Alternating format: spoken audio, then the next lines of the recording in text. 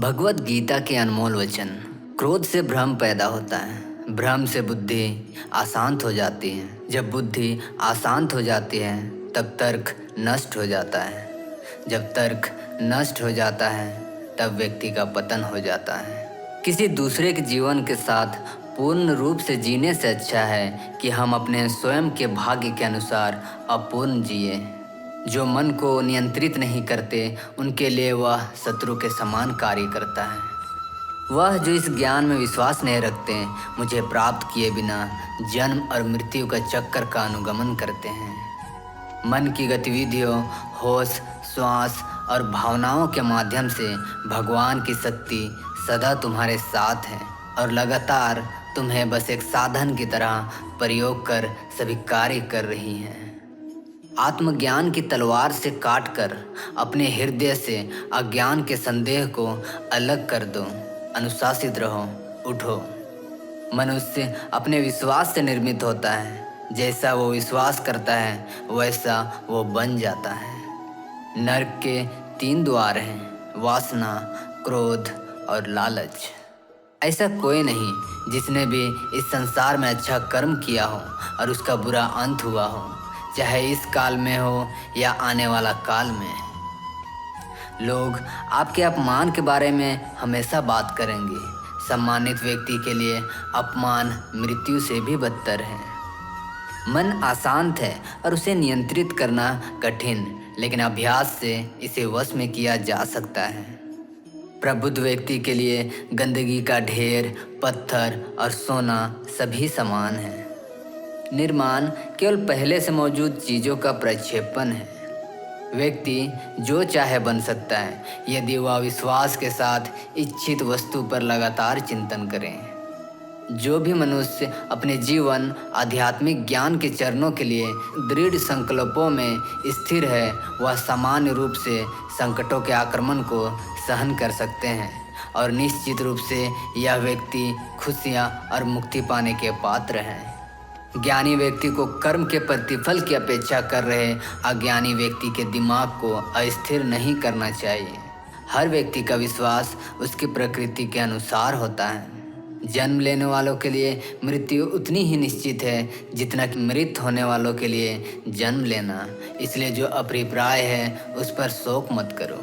भगवान या परमात्मा की शांति उनके साथ होती है जिसके मन और आत्मा में एकता हो, जो इच्छा और क्रोध से मुक्त हो, जो अपने खुद के आत्मा को सही मायने में जानता हो। सभी अच्छे काम छोड़कर बस भगवान में पूर्ण रूप से समर्पित हो जाओ। मैं तुम्हें सभी पापों से मुक्त कर दूंगा। शोक मत करो। किसी और का काम पूर्णता से करने से कहीं अच्छा है अपना काम करें, भले ही उसे अपूर्णता से करना पड़े। नरक जाने के 3 द्वार हैं, वासना, क्रोध और लोभ। मैं सभी प्राणियों को समान रूप से देखता हूँ। ना कोई मुझे कम प्रिय है और ना ही अधिक, लेकिन जो मेरे प्रेम पूर्वक आराधना करते हैं वो मेरे भीतर रहते हैं और मैं उनके जीवन में आता हूँ। प्रबुद्ध व्यक्ति सिवाय ईश्वर के किसी और पर निर्भर नहीं करता। सन्निहित आत्मा के अनंत का अस्तित्व है, अविनाशी और अनंत है। केवल भौतिक शरीर तथ्यात्मक रूप से खराब है। इसलिए हे अर्जुन, लड़ते रहो। हे अर्जुन, केवल भाग्यशाली योद्धा ही ऐसा युद्ध लड़ने का अवसर पाते हैं जो स्वर्ग के द्वार के समान है। भगवान प्रत्येक वस्तु में है और सबके ऊपर भी। अपने कर्म पर अपना दिल लगाएं, ना कि उसके फल पर। आपके सर्वलौकिक रूप का मुझे ना प्रारंभ, ना मध्य, ना अंत दिखाई दे रहा है। जो कार्य में निष्क्रियता और निष्क्रियता में कार्य देखता है वह एक बुद्धिमान व्यक्ति है। सभी कार्य ध्यान से करो, करुणा द्वारा निर्देशित किए हुए हो। तुम उसके लिए शोक करते हो जो शोक करने योग्य नहीं है और फिर भी ज्ञान की बातें करते हो। बुद्धिमान व्यक्ति न जीवित और न ही मृत व्यक्ति के लिए शोक करते हैं। कभी ऐसा समय ना था जब मैं, तुम या ये राजा महाराजा अस्तित्व में नहीं थे। ना ही भविष्य में कभी ऐसा होगा कि हमारा अस्तित्व समाप्त हो जाए। कर्म मुझे बांधता नहीं क्योंकि मुझे कर्म के प्रतिफल की कोई इच्छा नहीं। हम जो देखते हैं वो हम हैं, और हम जो हैं हम उसी वस्तु को निहारते हैं। इसलिए जीवन में हमेशा अच्छी और सकारात्मक चीज़ों को देखो और सोचो। अपने परम भक्तों जो हमेशा मेरा स्मरण या एक चित मन से मेरा पूजन करते हैं, मैं व्यक्तिगत रूप से उनके कल्याण का उत्तरदायित्व लेता हूँ। कर्म योग वास्तव में एक परम रहस्य है। इंद्रियों की दुनिया में कल्पना सुखों की शुरुआत है और अंत भी जो दुखों को जन्म देता है। बुद्धिमान व्यक्ति को समाज कल्याण के लिए बिना आसक्ति के काम करना चाहिए। जो व्यक्ति आध्यात्मिक जागरूकता के शिखर तक पहुंच चुके हैं, उनका मार्ग है निस्वार्थ कर्म। जो भगवान के साथ संयोजित हो चुके हैं, उनका मार्ग है स्थिरता और शांति। यद्यपि मैं इस तंत्र का रचयिता हूँ, लेकिन सभी को यह ज्ञात होना चाहिए कि मैं कुछ नहीं करता और मैं अनंत हूँ। जब वो अपने कार्य में आनंद खोज लेते हैं, तब वे पूर्णता प्राप्त करते हैं। वह जो सभी इच्छाएं त्याग देता है और मैं और मेरा की लालसा और भावना से मुक्त हो जाता है, उसे शांति प्राप्त होती है। मेरे लिए ना कोई घृणित है ना प्रिय है, किंतु जो व्यक्ति भक्ति के साथ मेरी पूजा करते हैं वो मेरे साथ हैं और मैं उनके साथ हूँ। जो इस लोक में अपने काम की सफलता की कामना रखते हैं, वो देवताओं का पूजन करें। मैं उष्मा देता हूँ, मैं वर्षा करता हूँ और रोकता भी हूँ। मैं अमरत्व भी हूँ और मृत्यु भी। बुरे कर्म करने वाले सबसे नीच व्यक्ति जो राजसी प्रवृत्तियों से जुड़े हुए हैं और जिनकी बुद्धि माया ने हर ली है, वो मेरी पूजा या मुझे पाने का प्रयास नहीं करते हैं। जो कोई भी जिस किसी भी देवता का पूजा विश्वास के साथ करने की इच्छा रखता है, मैं उसका विश्वास उसी देवता में दृढ़ कर देता हूँ। हे अर्जुन, मैं भूत, वर्तमान और भविष्य के सभी प्राणियों को जानता हूँ, किंतु वास्तविकता में कोई मुझे नहीं जानता।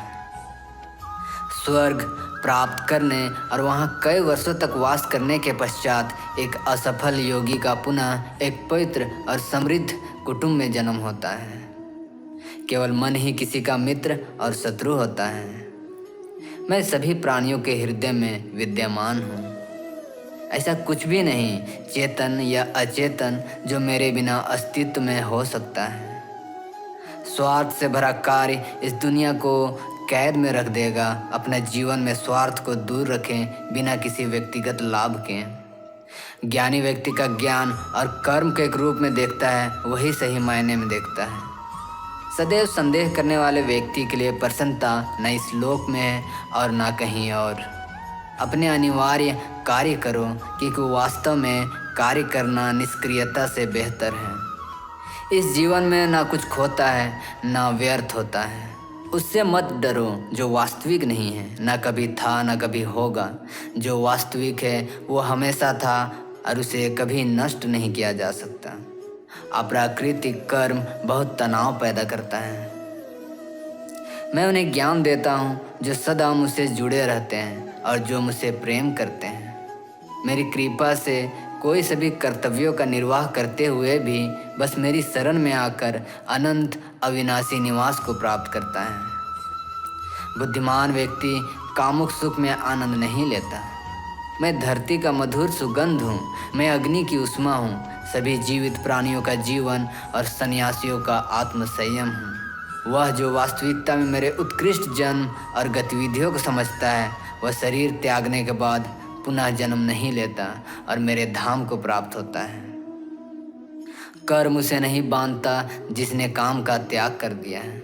वह जो मृत्यु के समय मुझे स्मरण करते हुए अपना शरीर त्यागता है, वह मेरे धाम को प्राप्त होता है। इसमें कोई संशय नहीं। मैं समय हूँ, सबका नाशक हूँ। मैं आया हूँ दुनिया को उपभोग करने के लिए। मैं उन्हें ज्ञान देता हूँ जो मुझ में समाये हुए हैं और मुझे प्रेम करते हैं। भगवान सभी जगह में है, सभी के ऊपर है। सभी अच्छे कार्यों को एक तरह रखकर भगवान की भक्ति में लीन हो जाएंगे, तब मैं आपको सभी पापों से मुक्त कर दूंगा। आपको इसकी चिंता की ज़रूरत नहीं है। जो खुद पर विश्वास करते हैं वो किसी भी चीज़ों के लिए भगवान के अलावा किसी पर आश्रित नहीं होते हैं। मेरी दृष्टि सभी प्राणियों पर समान रूप से रहती है, न किसी पर ज़्यादा न कम। लेकिन जो मुझसे प्रेम करते हैं वो मेरे भीतर रहते हैं और मैं उनके जीवन में। हे अर्जुन, केवल कुछ भाग्यशाली योद्धा ही होते हैं जिन्हें इसे धर्म के लिए लड़ने का मौका मिलता है, जो सीधे स्वर्ग का द्वार खोलते हैं। आपके विशाल स्वरूप में न शुरुआत न मध्य न अंत देखा जा सकता है। मेरी कृपा से जो मुझ में लीन होता है उसे तब आत्मीय संतोष मिलता है, भले ही उसने अपने सारे कर्म किए हों। किसी और का काम श्रद्धा से करने से कई गुना अच्छा है अपना कार्य पूरी लगन के साथ करें। इस सृष्टि में जो जन्म लेता है वह निश्चित रूप से मृत्यु का अधीन हो जाता है। श्री कृष्ण कहते हैं कि धरती लोक का हर एक प्राणी, चाहे मनुष्य हो, पशु या पक्षी हो, या फिर पेड़ या पौधे हों, हर सांस लेने वाला प्राणी अपने जन्म के साथ ही मृत्यु को भी लेकर आता है। हर प्राणी का एक न एक दिन निश्चित क्षण पर मरना अर्थात अपने शरीर को त्यागना ही पड़ता है। मनुष्य को सिर्फ कर्म करने का अधिकार है, फल की इच्छा करना व्यर्थ है। भगवान श्री कृष्ण कहते हैं कि मनुष्य को चाहिए कि फल की इच्छा त्याग कर कर्म को अपना धर्म समझकर करे, क्योंकि जो भी मनुष्य फल प्राप्ति की इच्छा करता है उसका मन फल के बारे में सोचकर अपने कर्म और कर्तव्य से विचलित हो जाता है और उस इंसान को वह फल प्राप्त नहीं होता जिसकी उसने कामना की थी। श्री कृष्ण कहते हैं कि मनुष्य सिर्फ कर्म कर सकता है, फल कदापि मनुष्य के अधीन नहीं। जो लोग फल की इच्छा से ही कर्म करते हैं वे लोग सुख दुख आदि के चक्र में फंस जाते हैं और उनकी मनोशांति नष्ट हो जाती है। श्री कृष्ण कहते हैं कि मनुष्य अपने फल की इच्छा को त्याग कर कर्म को अपना धर्म समझकर करे तो उसका फल अवश्य मिलेगा, परंतु उस फल को वह व्यक्ति विधान की इच्छा समझकर स्वीकार कर ले और कर्मयोगी बन जाए। इस संसार में केवल शरीर मरते हैं, लेकिन आत्मा अविनाशी है। शरीर के मरने के पश्चात भी आत्मा नहीं मरती। भगवान श्री कृष्ण कहते हैं कि आत्मा न कभी जन्म लेती है और ना कभी मरती है। वो अजन्म, नित्य, सनातन और पुरातन है, जो शरीर के मर जाने के पश्चात भी नहीं मरती। जो सचमुच ज्ञानी होते हैं वे ना उनका शोक करते हैं जो मर गए हैं और ना ही आनंदित होते हैं जो अभी जिंदा हैं, क्योंकि वो जानते हैं कि जो मर गया है वो फिर से जन्म लेगा और जो अभी जीवित है वो अवश्य ही मर जाएगा और मरने वाला फिर से जन्म लेगा। क्योंकि केवल शरीर का नाश होता है, शरीर के अंदर जो आत्मा है वो कभी नहीं मरता। क्योंकि आत्मा को ना कोई शस्त्र काट सकता है और ना उसे अग्नि जला सकती है, ना ही जल गला सकता है और ना ही उसे वायु सुखा सकती है। अपने मन को नियंत्रित करें। भगवान श्री कृष्ण कहते हैं कि मनुष्य के शरीर का एक अदृश्य अंग है मन, जो कभी दिखाई नहीं देता, परंतु वही इस शरीर का सबसे शक्तिशाली हिस्सा है। मनुष्य को मैं की घमंड की मदिरा पिलाकर मदहोश करने वाला पाखंडी केवल ये मन ही है। उसके हाथों में मोह माया का जाल है, जिसे वह मनुष्य की कामनाओं पर डालता रहता है और उसे अपने वश में करता रहता है। यह मन शरीर से भी मोह करता रहता है और अपनी खुशियों से भी और अपने दुखों से भी मोह करता रहता है। खुशियों में खुशी भरा गीत गाता है और दुखों में दुख भरे गीत गुनगुनाता है। अपने दुखों में दूसरों को शामिल करके उसे खुशी मिलती है। ये चंचल मन किसी भी मनुष्य को उसके जीवन के अंत तक अपने जाल से निकलने नहीं देता। अपने रस्सी में बांध कर उसे तरह तरह के नाच नचाता रहता है। ऐसा तब तक होता रहता है जब तक हम अपने आप को मन के अधीन रहने देंगे, तब तक हमारा मन हमें नचाता रहेगा।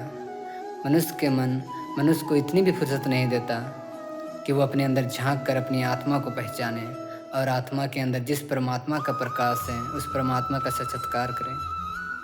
किसी भी जीवित प्राणी के लिए आवश्यक है कि प्राणी अपने मन को काबू में करके अपने अंतर में झांक कर अपनी आत्मा को देखें, तब उसे आत्मा के अंदर उस परमात्मा का प्रकाश स्पष्ट दिखाई देगा और उसको परमात्मा का साक्षात्कार होगा। हमारा शरीर और मन कैसे काम करता है? भगवान श्री कृष्ण कहते हैं कि मनुष्य का शरीर एक रथ की भांति है, जैसे आँख, कान, नाक, जिह्वा और त्वचा आदि। इन घोड़ों रूपी इंद्रियों को जो सारथी चलाता है वह सारथी ही हमारा मन है और उस रथ में बैठा हुआ स्वामी वही हमारी आत्मा है। मनुष्य की इंद्रियां विषयों की ओर आकर्षित होती रहती हैं और ये सब तब तक हो सकता है जब तक जीवात्मा अपने मन को काबू में ना लाए। जब तुम स्वयं मन के अधीन ना रहकर अपने मन को अपने अधीन कर लोगे तो वह मन एक अच्छे सारथी की तरह तुम्हें शरीर रूपी रथ को सीधे प्रभु के चरणों में ले जाएगा। यदि मन तुम्हारा स्वामी है और तुम उसका अधीन हो तो वह तुम्हें मोह माया के बंधन में जकड़ता रहेगा। और जब तुम अपने मन पर काबू पा लोगे और उसके स्वामी हो जाओगे तो वही मन तुम्हें मोक्ष के द्वार तक ले जाएगा। भगवत गीता के अनुसार खुशी के 3 प्रकार हैं: तामसिक खुशी, राजसिक खुशी और सात्विक खुशी। पहले प्रकार की तामसिक खुशी हमें ज़्यादा सोने या ज़्यादा आलसी होने की वजह से मिलती है, यानी कि आराम करने वाली खुशी। राजसिक खुशी हमें जो किसी सांसारिक वस्तुओं को प्राप्त करने के बाद मिलती है, जैसे कि पैसे कमाना, गाड़ी खरीदना, दारू पीना आदि चीज़ें करने से जो हमें खुशी मिलती है वह राजसिक खुशी कहलाती है।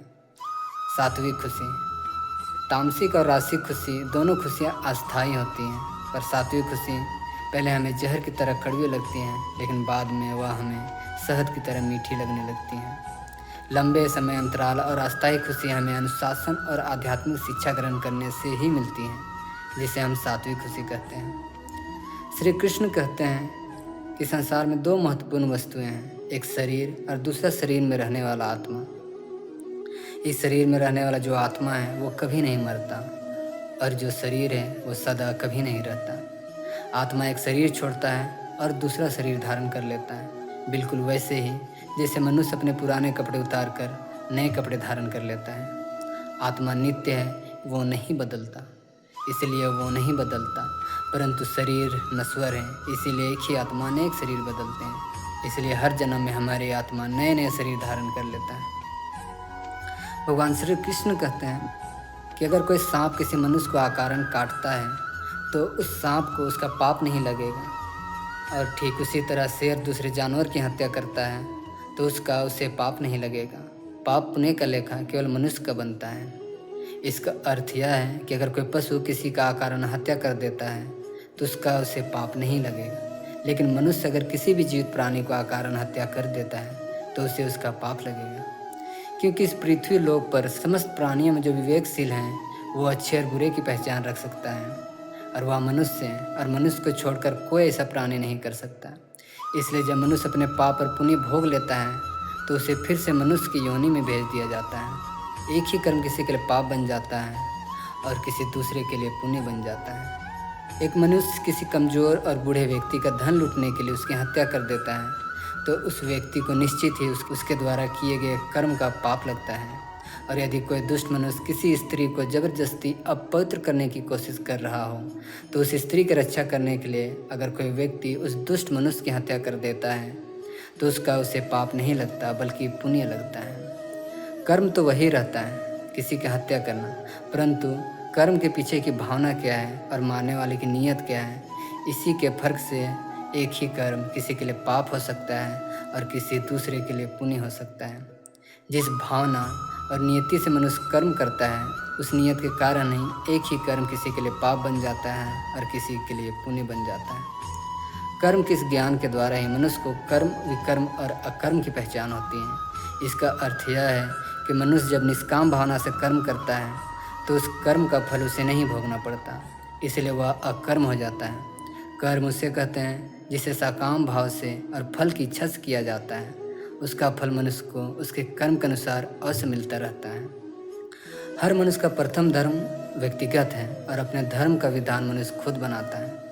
भगवान श्री कृष्ण कहते हैं कि धर्म का जो विधान है अगर उसे किसी दूसरे व्यक्ति ने बनाया हो तो वह धर्म नहीं हो सकता। तुम्हारा धर्म वही है जिसे तुमने स्वयं बनाया हो, जिसे तुम्हारी आत्मा ने स्वीकार किया हो। धर्म एक व्यक्तिगत चीज़ है जिसका फैसला व्यक्ति को खुद ही लेना पड़ता है। अगर किसी के गांव पर डाकू हमला करके उस गांव की लड़कियों का अपहरण कर रहे हों और उसी समय किसी के पिता मृत्यु शैया पर पड़ा अंतिम सांस ले रहा हो और अपने पुत्र से बार बार पानी के घूंट मांग रहा हो, तो उस समय उस व्यक्ति का यानी उस पुत्र का क्या धर्म होना चाहिए? वो मरते हुए अपने पिता के कंठ में अंतिम समय में गंगा जल की बूंद बूंद टपकाता हुआ अपने पुत्र धर्म का पालन करे, या फिर उस गांव की लड़कियों पर जो संकट आ गया है उनकी रक्षा के लिए अपने हाथ में तलवार उठाते हुए उन डाकुओं का मुकाबला करे? और अवश्य पड़े तो अपनी जान भी देकर अपनी गांव की इज्जत बचाए। इसका निर्णय कोई दूसरा व्यक्ति नहीं कर सकता है। इसे धर्म का दोराहा या धर्म संकट भी कहते हैं। ऐसी स्थिति में व्यक्ति क्या करे, उसका फैसला कोई और व्यक्ति नहीं कर सकता, बल्कि यह निर्णय उसे खुद ही लेना पड़ता है।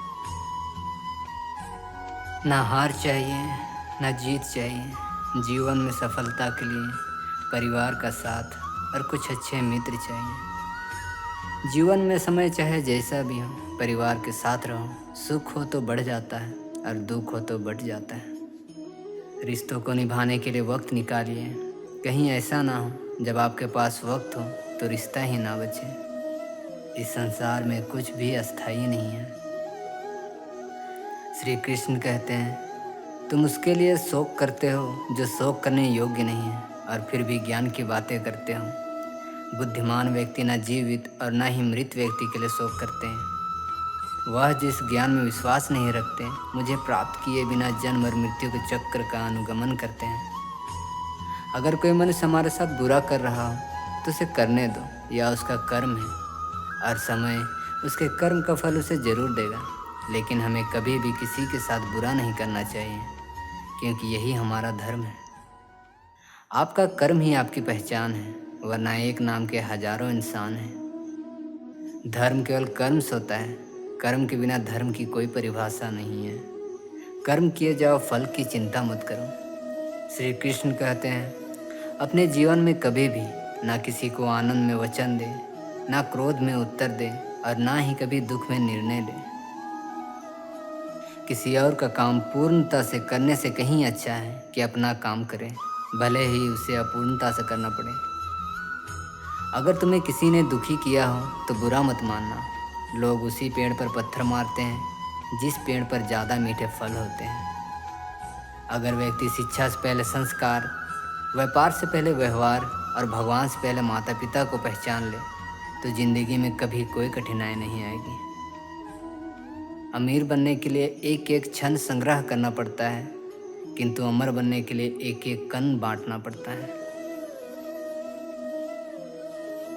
श्री कृष्ण कहते हैं, जब संसार में धर्म की हानि होगी और धर्म की विजय, तब तब मैं इस पृथ्वी पर अवतार लूँगा।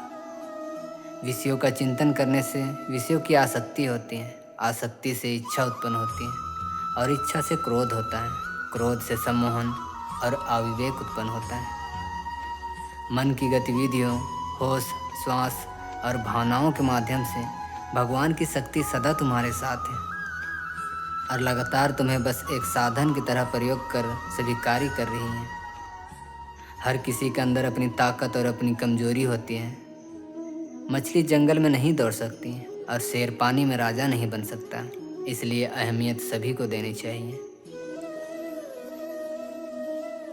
श्री कृष्ण कहते हैं, मैं ही सृष्टि की रचना करता हूँ, मैं ही इसका पालन पोषण करता हूँ और मैं ही सृष्टि का विनाश करता हूँ। धर्म युद्ध में कोई भी व्यक्ति निष्पक्ष नहीं रह सकता। धर्म युद्ध में जो व्यक्ति धर्म के साथ नहीं खड़ा, इसका मतलब वह अधर्म का साथ दे रहा है, वह अधर्म के साथ खड़ा है। लोग कहते हैं अपनों के आगे झुक जाना चाहिए, किंतु सच बात तो यह है, जो अपने होते हैं वो कभी झुकने नहीं देते। लोग आपके अपमान के बारे में हमेशा बात करेंगे। सम्मानित व्यक्ति के लिए अपमान मृत्यु से भी बदतर है। व्यक्ति या जीव का कर्म ही उसके भाग्य का निर्माण करता है। वर्तमान परिस्थिति में जो तुम्हारा कर्तव्य है वही तुम्हारा धर्म है। कृष्ण कहते हैं, इस जगत में मनुष्य भौतिक वस्तुओं का भोग कर सकता है। अगर मैं चाहूँ तो सब कुछ छीन सकता हूँ, मनुष्य कुछ भी नहीं कर सकता। स्वार्थ से रिश्ते की कितनी भी कोशिश करे वो कभी नहीं बनते, और प्रेम से बने रिश्तों को कितना भी तोड़ने की कोशिश करे वो कभी नहीं टूटते। क्रोध से भ्रम पैदा होता है, भ्रम से बुद्धि व्यग्र होती है, जब बुद्धि व्यग्र होती है तब तर्क नष्ट हो जाता है, जब तर्क नष्ट होता है तब व्यक्ति का पतन हो जाता है। श्री कृष्ण कहते हैं, अंत काल में जो मनुष्य मेरा स्मरण करते हुए देह त्याग करता है वो मेरी शरण में आता है। इसलिए मनुष्य को चाहिए कि अंत काल में मेरा चिंतन करे।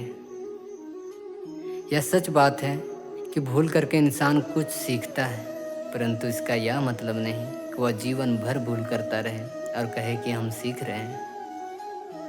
जीवन में आधे दुख इस कारण जन्म लेते हैं क्योंकि हमारी आशाएं बड़ी होती हैं। इन आशाओं का त्याग करके देखो, जीवन में सुख ही सुख है। श्री कृष्ण कहते हैं, मेरे परम भक्तों, जो हमेशा मेरा स्मरण या इच्छित मन से मेरा पूजन करते हैं, मैं व्यक्तिगत रूप से उनके कल्याण का उत्तरदायित्व लेता हूँ। जन्म लेने वालों के लिए मृत्यु उतनी ही निश्चित है जितना कि मृत होने वालों के लिए जन्म लेना। इसलिए जो अप्रियप्राय है उस पर शोक मत करो। श्री कृष्ण कहते हैं, संदेह की स्याही से संबंध के पृष्ठ पर कभी शुभ अंकित नहीं होता। इसीलिए अपने मन के विचार और अपने संबंधों का आधार दोनों ही शुभ रखें। मोहग्रस्त होकर अपने कर्तव्य पथ से हट जाना मूर्खता है, क्योंकि इससे ना तो तुम्हें स्वर्ग की प्राप्ति होगी और ना ही तुम्हारी कीर्ति बढ़ेगी। इस भौतिक संसार का यह नियम है, जो वस्तु उत्पन्न होती है कुछ काल तक रहती है, अंत में लुप्त हो जाती है, चाहे वो शरीर हो या फल। यदि कोई व्यक्ति प्रेम से, भक्ति से पुष्प, फल, जल भी मुझे चढ़ा दे तो उसी भाव से उसे मैं स्वीकार करता हूँ। वह मेरे प्रिय भक्त होता है। उससे मत डरो जो वास्तविक नहीं है, न कभी था न कभी होगा। जो वास्तविक है वो हमेशा था और उसे कभी नष्ट नहीं किया जा सकता।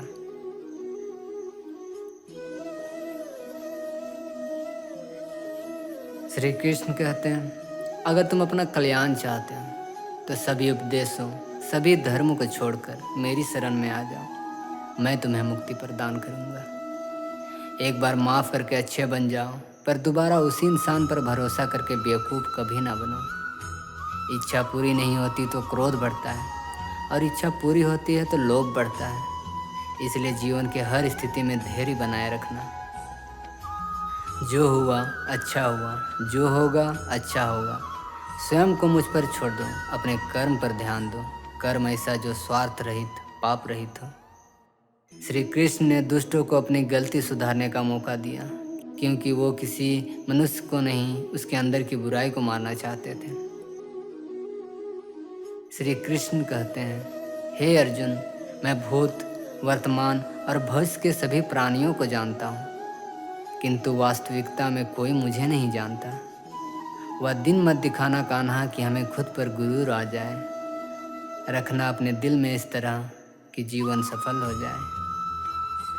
वह जो सभी इच्छाएं त्याग देता है, मैं और मेरी की लालसा तथा भावना से मुक्त हो जाता है, उसे शांति प्राप्त होती है। हमेशा छोटी छोटी गलतियों से बचने की कोशिश किया करो, क्योंकि इंसान पहाड़ों से नहीं पत्थरों से ठोकर खाता है। शांति से भी दुखों का अंत हो जाता है और शांत चित्त मनुष्य की बुद्धि शीघ्र ही स्थिर होकर परमात्मा से युक्त हो जाती है। अपनी पीड़ा के लिए संसार को दोष मत दो, अपने मन को समझाओ। तुम्हारे मन का परिवर्तन ही तुम्हारे दुखों का अंत है। श्री कृष्ण कहते हैं, इस संसार में मूर्ख व्यक्ति, अधर्मी, अज्ञानी व नास्तिक प्रकृति का व्यक्ति मेरी शरण स्वीकार नहीं कर सकता। ज्ञानी व्यक्ति को कर्म के प्रतिफल की अपेक्षा कर रहे अज्ञानी व्यक्ति के दिमाग को अस्थिर नहीं करना चाहिए। जिंदगी में सब कुछ खत्म होने जैसा कुछ भी नहीं होता। हमेशा एक नई शुरुआत हमारा इंतज़ार कर रही होती है। जो दूसरों को तकलीफ़ को समझते हैं, जिनमें दया है, दिल से अच्छे हैं, उन्हें दोबारा जन्म लेना नहीं पड़ता। जीवन में आधे दुख इसी वजह से आते हैं, क्योंकि हमने उनसे आशाएं रखी जिनसे हमें नहीं रखनी चाहिए थी। श्री कृष्ण कहते हैं, मनुष्य का जीवन केवल उसके कर्मों पर चलता है। जैसा कर्म होता है वैसा उसका जीवन होता है। मन अशांत हो तो उसे नियंत्रित करना कठिन है, लेकिन अभ्यास से इसे वश में किया जा सकता है। दिव्यता केवल शक्तिशाली होने में नहीं, बल्कि वास्तविक दिव्यता दूसरों में शक्ति जागृत करने में है। मन की गतिविधियों, होश, श्वास और भावनाओं के माध्यम से भगवान की शक्ति सदा तुम्हारे साथ है। जीवन में वाणी को संयम में रखना अनिवार्य है, क्योंकि वाणी से दिए हुए घाव कभी भरे नहीं जा सकते। जब हम स्वयं जीवन के शिल्पकार हैं तो चलो हम अपनी मुश्किलों को हराते हैं, जीवन में मुस्कुराते हैं। श्री कृष्ण कहते हैं, जिसे तुम अपना समझकर मगन हो रहे हो, बस यही प्रसन्नता तुम्हारे दुखों का कारण है। उस इंसान का मंजिल से भटक जाना तय है जिसकी संगत में नकारात्मक लोग रहते हैं। प्रेम सदैव माफ़ी मांगना पसंद करता है और अहंकार सदैव माफ़ी सुनना पसंद करता है। सिर्फ दिखावे के लिए अच्छा मत बनो। मैं आपको बाहर से नहीं बल्कि भीतर से जानता हूँ। जो इस लोक में अपने काम की सफलता की कामना रखते हैं वो देवताओं का पूजन करें। सब उतने ही बाहर निकालने चाहिए जिन्हें वापस भी लेना पड़े तो खुद को तकलीफ ना हो। परायों को अपना बनाना उतना मुश्किल नहीं जितना अपनों को अपना बनाए रखना होता है। इंसान की सोच ही उसकी सबसे बड़ी पहचान है, वरना दुनिया में एक नाम की अनेक इंसान हैं। बहुत विनम्रता चाहिए रिश्तों को निभाने के लिए। छल कपट तो सिर्फ महाभारत में रची जाती है। यदि आप किसी के साथ मित्रता नहीं कर सकते तो उसके साथ शत्रुता भी नहीं करना चाहिए। श्री कृष्ण कहते हैं, मनुष्य अपने विश्वास से निर्मित होता है। जैसा विश्वास करता है वैसा वो बन जाता है। अहंकार करने पर इंसान की प्रतिष्ठा, वंश, वैभव तीनों ही समाप्त हो जाते हैं। जीवन में कभी भी किसी से अपनी तुलना मत कीजिए। आप जैसे हैं सर्वश्रेष्ठ हैं। बुरे कर्म करने नहीं पड़ते, हो जाते हैं, और अच्छे कर्म होते नहीं, करने पड़ते हैं। जो अपने मन पर नियंत्रण नहीं रखता वह स्वयं का शत्रु बन जाता है। बुद्धिमान व्यक्ति को समाज कल्याण के लिए बिना आसक्ति के काम करना चाहिए। स्वार्थ संसार का एक ऐसा कुआं है जिसमें गिरकर निकल पाना बड़ा कठिन होता है। आत्मज्ञान की तलवार से काटकर अपने हृदय से अज्ञान के संदेह को अलग कर दो। दुष्ट लोग अगर समझाने मात्र से समझ जाते तो यकीन मानो महाभारत कभी ना होता। मान अपमान, लाभ हानि, खुश हो जाना या दुखी हो जाना, यह सब मन का शरारत है।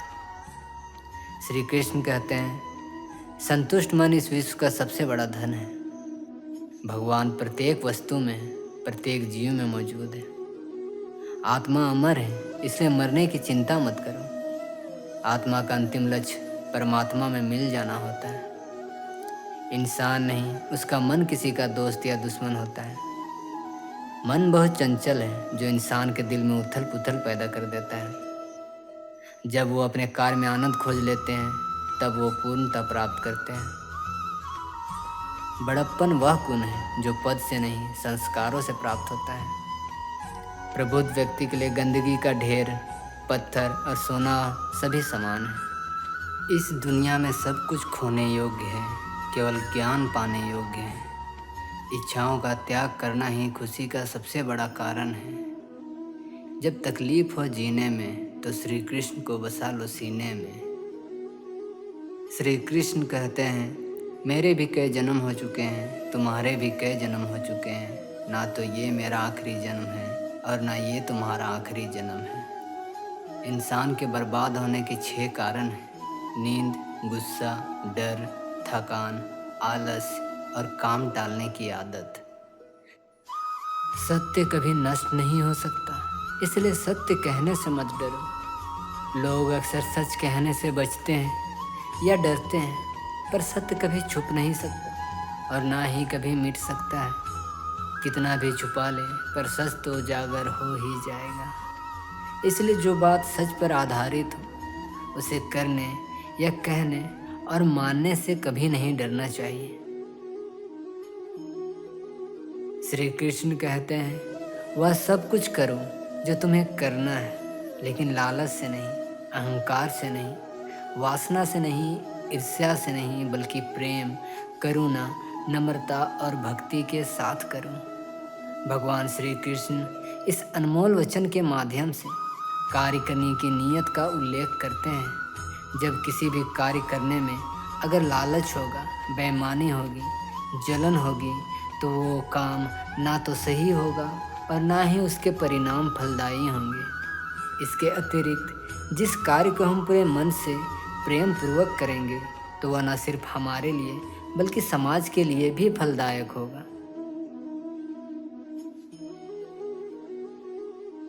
श्री कृष्ण कहते हैं, मैं हमेशा तुम्हारे साथ और तुम्हारे आसपास रहता हूँ, चाहे तुम कुछ भी कर रहे हो। जब भी आप कोई बुरा कार्य करते हो या अच्छा कार्य करते हो, आपको लगता है कि कोई नहीं देख रहा, तो यहाँ श्री कृष्ण कहते हैं कि तुम जो भी कुछ कर रहे हो, मेरी दृष्टि सदैव तुम पर है। इसलिए आप यह मत समझे कि आप अकेले हैं, आपके साथ श्री कृष्ण सदैव हैं। कर्म का वास्तविक लक्ष्य आत्मा का ज्ञान है। आत्मज्ञान की अग्नि कर्म के सभी बंधनों को भस्म कर देती है। हे अर्जुन, जैसे धधकती आग लकड़ी को राख कर देती है। भ्रम और संदेह से परे जब आप भगवान से प्यार करते हैं तो आप हर चीज़ से प्यार करते हैं। श्री कृष्ण कहते हैं, कर्मयोगी अपने मन और बुद्धि की शुद्धि के लिए ही अपने शरीर, मन, बुद्धि और इंद्रियों के साथ आसक्ति रहित होकर कर्म करते हैं। जो आप चाहते हैं उसके लिए नहीं लड़ते हैं, तो जो खोया उसके लिए मत रो। कर्मवीर मनुष्य अपनी पहचान बनाते हैं, जो कर्म नहीं करते वो विलुप्त हो जाते हैं। तुम्हारे कर्म ही तुम्हारे भाग्य के निर्माता हैं। जिस व्यक्ति को कोई लगाव नहीं, वही वास्तव में दूसरों से प्यार कर सकता है, क्योंकि उसका प्यार शुद्ध और दिव्य है। हर किसी का जन्म किसी न किसी कारण से होता है, इसे पहचानो और बस कर्म करते रहो।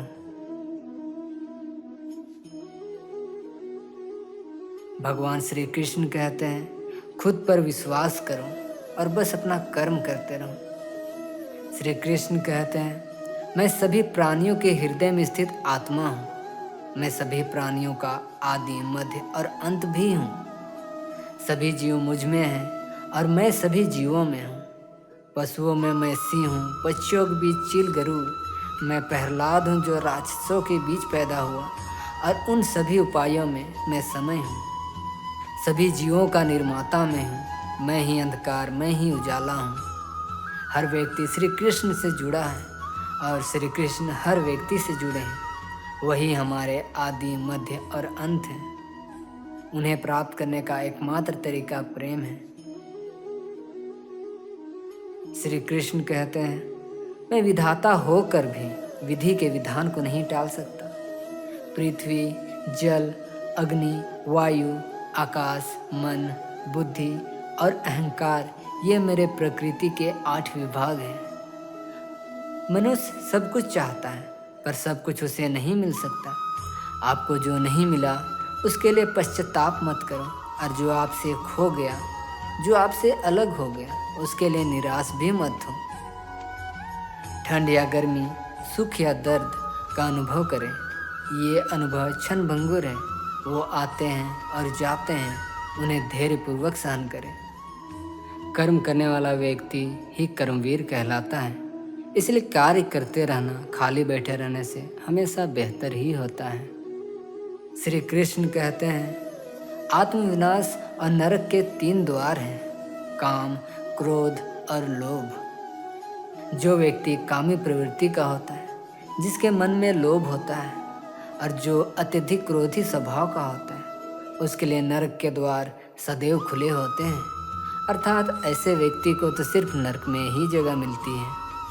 क्रोध की अवस्था में भ्रम जन्म लेता है।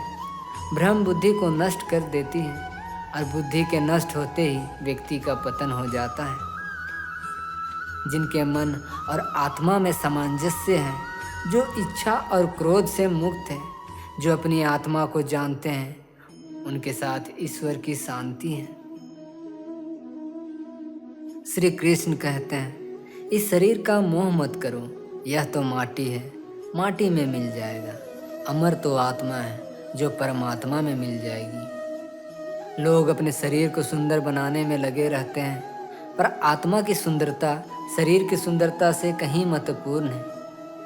शरीर तो नश्वर है, मिट्टी ही तो है, मिट्टी में ही मिल जाता है, पर आत्मा अमर है।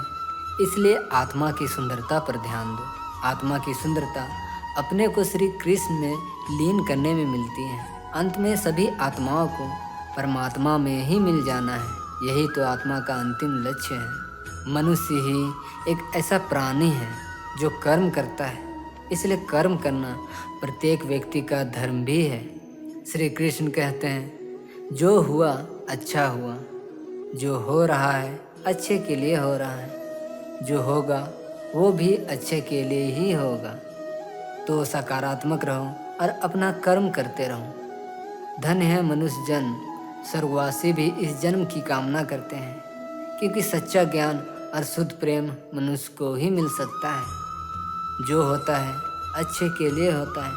कभी कभी विपरीत परिस्थितियाँ हमारी वर्तमान स्थिति को अच्छा करने के लिए आती हैं। श्री कृष्ण कहते हैं, मन चंचल है और इसे संयमित करना कठिन है, लेकिन यह अभ्यास से वश में हो जाता है।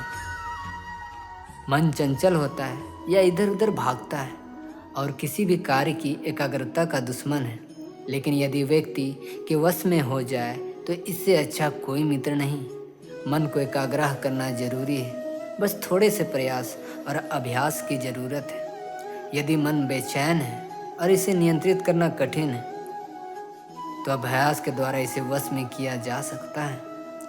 तुम्हारी मन की गतिविधियों, होश, श्वास और भावनाओं के माध्यम से मेरी शक्ति सदा तुम्हारे साथ है और लगातार तुम्हें बस एक साधन की तरह प्रयोग करके सभी कार्य कर रही है। तू करता वही है जो तू चाहता है, फिर होता वही है जो मैं चाहता हूँ। तू वही कर जो मैं चाहता हूँ, फिर वही होगा जो तू चाहता है। श्री कृष्ण कहते हैं, मेरे लिए ना कोई घृणित है और ना ही कोई प्रिय, ना कोई निर्धन है और ना ही कोई धनी। बस जो भक्ति भाव के साथ मुझे याद करते हैं, मैं उनका हूँ और वो मेरे हैं। श्री कृष्ण उन्हीं के हैं जो श्री कृष्ण के हैं। भगवान तो बस प्रेम भक्ति के भूखे हैं। जो भी व्यक्ति उनकी भक्ति में लीन होता है, जो भी प्रेम से उन्हें याद करता है, वो सदैव उनका कल्याण करते हैं। तुम्हारी पीड़ा के लिए मेरे पास एक उद्देश्य है, तुम्हारे संघर्ष का एक कारण है और तुम्हारी सच्चाई का प्रतिफल है। मेरा विश्वास करो, हार मत मानो। कर्म करते समय ना तो कोई नुकसान होता है और ना ही कोई परिणामी दोष, लेकिन इस निस्वार्थ क्रिया की थोड़ी सी भी प्रगति हमें महान भय से बचाती है। श्री कृष्ण कहते हैं, आप वही हैं जिसमें आप विश्वास करते हैं। आप वही बन जाते हैं जो आप मानते हैं कि आप बन सकते हैं। हमारी सफलता और असफलता इस बात पर निर्भर करती है कि हम खुद पर कितना विश्वास करते हैं। व्यक्ति जो चाहे बन सकता है, यदि पूरे विश्वास के साथ अपने लक्ष्य पर लगातार चलता रहे। जिस इंसान के चारों तरफ नकारात्मक लोग रहते हैं, उस इंसान का मंजिल से भटक जाना तय है। समय एक सा नहीं रहता। आज दुख है तो कल सुख भी आएंगे और सुख के बाद दुख का भी आना स्वाभाविक है। आपको पूरे धैर्य और श्री कृष्ण पर विश्वास के साथ अपना जीवन निर्वाह करना चाहिए। कहते हैं, मन के हारे हार हैं, मन के जीते जीत। श्री कृष्ण कहते हैं, अपने अनिवार्य कर्तव्य का पालन करें, क्योंकि क्रिया वास्तव में निष्क्रियता से बेहतर है। कहते हैं, मन के हारे हार हैं, मन के जीते जीत। जिस प्रकार सकारात्मक विचारों से सफलता मिलती है, उसी प्रकार नकारात्मक विचार असफलता के मार्ग की ओर अग्रसर करते हैं। क्योंकि जैसा हम सोचते हैं वैसा ही हम बन जाते हैं और अपने विचारों के माध्यम से ही हमें नकारात्मक और सकारात्मक परिणाम मिलते हैं। कोई भी मनुष्य पूर्ण नहीं है, किसी न किसी में कोई ना कोई कमी होती ही है। इसलिए आपकी तुलना किसी से मत करो, बल्कि पूर्ण निष्ठा के साथ अपना कर्म करो। वह मुझे प्रिय है जो सुख के पीछे नहीं भागता और ना ही दुख से दूर भागता है, ना शौक करता है, ना लालसा करता है, वरन वस्तुओं को वैसे ही आने देता है जैसे हो जाता है। धन्यवाद।